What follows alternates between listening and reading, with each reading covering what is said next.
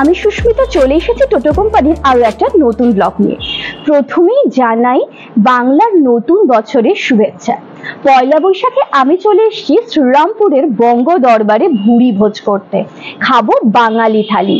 এখানে নববর্ষ স্পেশাল নানা রকমের থালির অ্যারেঞ্জমেন্ট রয়েছে, সেটাই আমরা খেয়ে দেখবো আর জানাবো কেমন খেতে, মানে রিভিউটা দেব। আপনারা দেখতে থাকুন, আমি জানাবো সমস্ত তথ্য, কিভাবে এখানে আসবেন, কি কি খাবেন, মেনুতে কি থাকছে।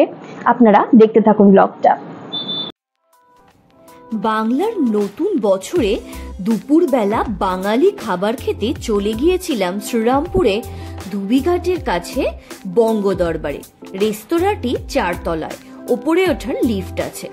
নববর্ষ উপলক্ষে ছিল স্পেশাল থালি, চিকেন থালি, মাটন থালি, ভেজ থালি, তার সাথে আবার ছিল ফিশ চিকেন, ফিশ মাটন থালি, বিভিন্ন দামের। তবে দামগুলো মোটামুটি ঠিকঠাকই ছিল। 399 থেকে শুরু। 399 ছিল চিকেন থালি। আমরা 3 জনের জন্য নিয়েছিলাম একটা চিকেন থালি আর একটা ফিশ মাটন থালি।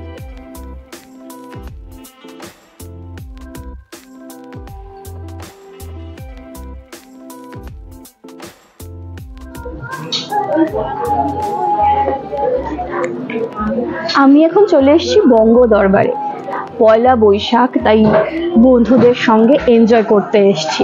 আর নিয়ে নিয়েছি এই বিশাল একটা থালি। এটার নাম হচ্ছে ফিশ অ্যান্ড মাটন থালি।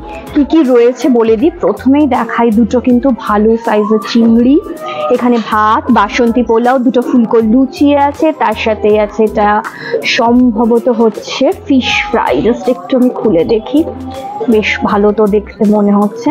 আচ্ছা, পাঁপড়, সালাড, এখানে রয়েছে চাটনি, এইটা কি জানি না, কোনো একটা আলুর দম। আচ্ছা, এখানে হচ্ছে মিষ্টি দই, এটা হচ্ছে মাটন, এটা হচ্ছে আর একটা দুটো থালি নিয়েছি আমরা, 3 জন শেয়ার করে খাবো। এখানে নিয়েছি আমরা, এইটা আলাদা করে নিয়েছি, এইটা হচ্ছে ভেটকি পাতুরি, আর এটা হচ্ছে চিকেন থালি। চিকেন থালিতেও রয়েছে ভাত, ডাল, ঝুড়ো, আলু ভাজা, একই রকম, শুধু এই মাছ আর মাটন থালিটাতে এক্সট্রা হচ্ছে ফিশ অ্যান্ড মাটন, আর তার সাথে হচ্ছে বাসন্তী পোলাও।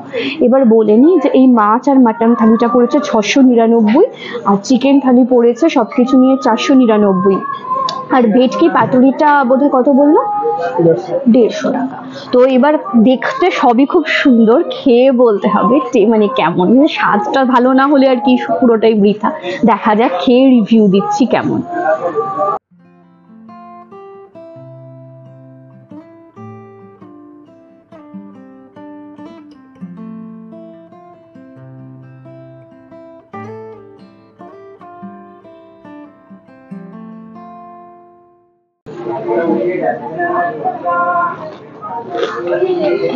এটা আমি টেস্ট করলাম, ফিশ ফ্রাই টাইপের, খুবই ভালো।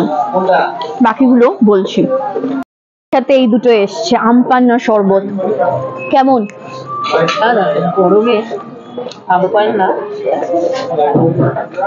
ভালোই লাগছে বেশ।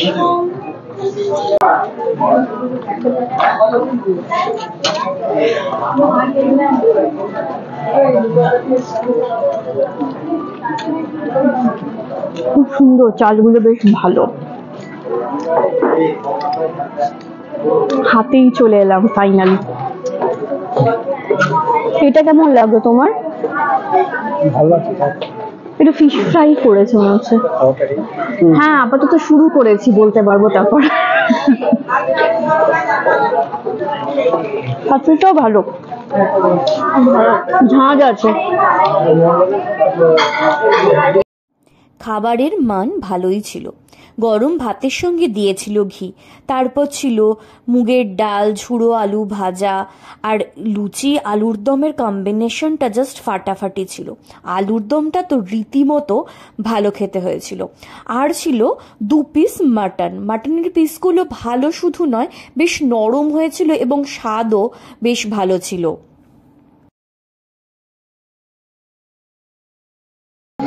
ফাইনালি চিংড়িটার রিভিউ। না, মিষ্টি কম। অ্যাকচুয়ালি চিংড়ির মালাইকারিতে মিষ্টিটা মাস্ট, সেই টেস্ট কিন্তু হয়নি। চিংড়িটাতে গিয়ে একদম মার খেয়ে গেছে, ভালো লাগেনি।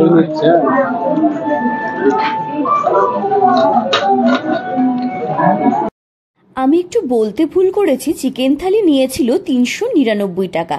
চিকেন থালিতে 3 পিস চিকেন ছিল, আর গ্রেভিটা কিন্তু দারুণ ছিল, আর চিকেনও ভালো সেদ্ধ হয়েছিল। কেমন লাগলো খাওয়াটা? আর মানে শেষ পাতে চলে এসেছি, দুটো থালি তিনজনে মিলে শেয়ার করে খেতে খেতে পর্যন্ত আর মানে খেতে পাচ্ছি না।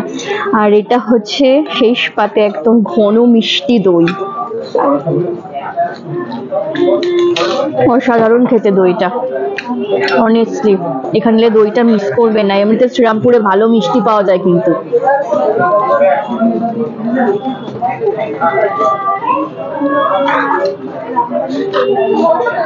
আর শেষ পাতে কিন্তু এই যে রসগোল্লাও আছে,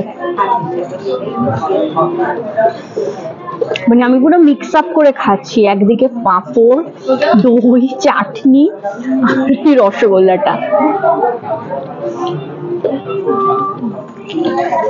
পুরো দই কেমন খেয়েছিস?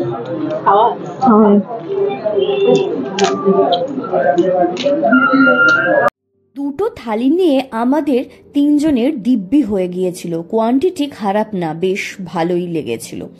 এই দুটো থালি আর তার সঙ্গে ভেটকি পাতুরি, জল এবং ট্যাক্স নিয়ে বিল হয়েছিল 1347 টাকা।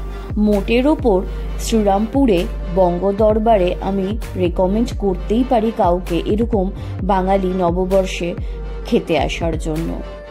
আর বলে রাখি, এমনি সময় এলে এখানে কিন্তু বাঙালি খাবার ছাড়াও চাইনিজ, মোগলাই অনেক ধরনেরই খাবার পাবেন। আমি একটুখানি মেনু কার্ডটা দেখিয়ে দিলাম যাতে আপনাদের আইডিয়া হয় যে কীরকম দাম আর কী ধরনের জিনিস এখানে পাওয়া যায়। আর থালি সম্পর্কে বলি, এগুলো নববর্ষ স্পেশাল থালি ছিল।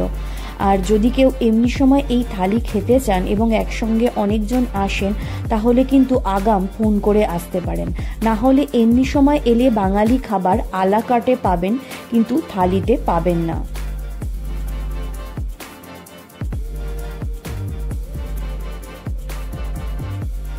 এবার আসি রেস্টুরেন্টের অ্যাম্বিয়েন্সে।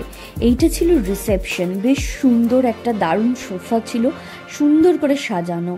আর রেস্টুরেন্টের ভেতরটাও বেশ ছিমছাম আলো আঁধারি।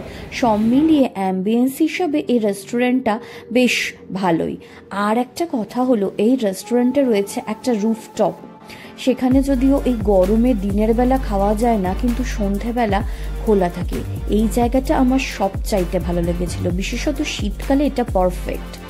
এবার বলি এই রেস্টুরেন্টে কিভাবে আসবেন। যদি ব্যারাকপুরের দিক থেকে আসেন তাহলে ঘাট পেরিয়ে শ্রীরামপুর ধুবিঘাট দিয়ে আসতে পারেন। এটা ধুবিঘাটের খুবই কাছে। এছাড়া শ্রীরামপুর স্টেশন থেকে যে রাস্তাটা ধুবিঘাট গেছে সেই রাস্তার ওপরেই এই বঙ্গদরবার রেস্টুরেন্টটা। এর নিচে রয়েছে রিলায়েন্স ট্রেন, আর এটা রয়েছে একদম 4 তলায়। জমিয়ে ভুরিভোজ করে চলে এসেছি বঙ্গ দরবারের একদম ওপরের একটা ফ্লোরে। এটা রুফটপ, কিন্তু এই প্রচন্ড গরমে অবভিয়াসলি রুফটপটা এনজয়েবল নয়, কিন্তু সন্ধ্যের পর থেকে এখানটা আপনারা এনজয় করতে পারবেন। আর শীতকালে এলে তো এই জায়গাটা বেস্ট লাগবে বলাই বাহুল্য। তো আমার ব্লগটা কেমন লাগলো জানাতে ভুলবেন না। ভালো লাগলে অবশ্যই লাইক, কমেন্ট অ্যান্ড শেয়ার করে দেবেন। আমার চ্যানেল টোটো কোম্পানিকে সাবস্ক্রাইব করতে ভুলবেন না।